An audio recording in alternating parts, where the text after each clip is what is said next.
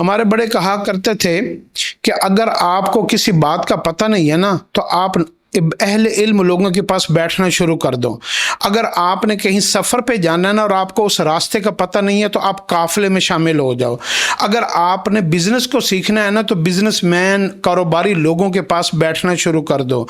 آپ نے جن لوگوں آپ جو بننا چاہتے ہیں نا آپ اس طرح کے لوگوں میں، محفلوں میں، قافلوں میں شامل ہو جاؤ تو آپ کا حشر، آپ کا شمار انہی لوگوں میں تھوڑے عرصے بعد ہونا شروع ہو جائے گا۔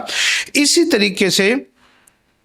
جو بندہ یہ چاہتا ہے کہ میرا شمار نیک لوگوں میں شامل ہو جائے، میں توبہ کرنے والے لوگوں میں کے ساتھ میرا حشر ہو جائے، اور میں جو ہے نا خیر اور بھلائی والے لوگوں کے ساتھ میرا جو ہے نا وہ شمار ہو جائے، اچھے لوگوں میں میرا شمار ہو جائے، تو حدیث کے اندر ایک دعا آیا ہے، اللہم اجعلنی من الذین اذا احسنوا استبشروا و اذا اساءوا استغفروا۔ اے اللہ مجھے ان لوگوں میں شامل فرما دے کہ ان سے جب بھی کوئی غلطی چھوٹی سی بھی ہوتی ہے تو وہ آپ سے معافی مانگ لیتے ہیں۔